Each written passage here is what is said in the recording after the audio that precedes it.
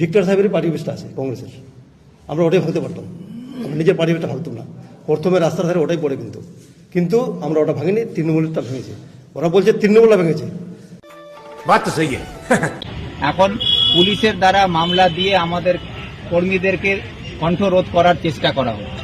তাদের উপরে হচ্ছে আসলে দেখুন বিষয়টা হচ্ছে কি এখন তৃণমূল মরিয়া চেষ্টা করছে জনসমর্থনকে ফিরিয়ে আনার। জনসমর্থন তৃণমূল হারাচ্ছে দিনের পর দিন।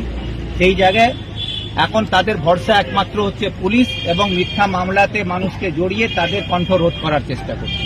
সেই জায়গায় আমরা পরিষ্কার আপনাদের মাধ্যমে বলতে চাই যে যতই মামলা দিক আমাদের উপরে বা যতই আমাদেরকে দমানোর চেষ্টা করুক, কিন্তু আমরা কংগ্রেসের সৈনিক, যে দেশকে স্বাধীন করেছে, এখান থেকে ইংরেজদেরকে তাড়িয়েছে, তো আমাদের মমতাকে তাড়ানোর জন্য, আমাদের লড়াই করার জন্য আমরা প্রস্তুত আছি।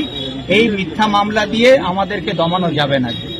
সেই জন্য আমরা এখানে এসেছি যাতে এই মিথ্যা মামলায় যতই আমাদেরকে জড়ানো হোক তার মোকাবিলা আমরা আইনিভাবে করার জন্য প্রস্তুত আছি এবং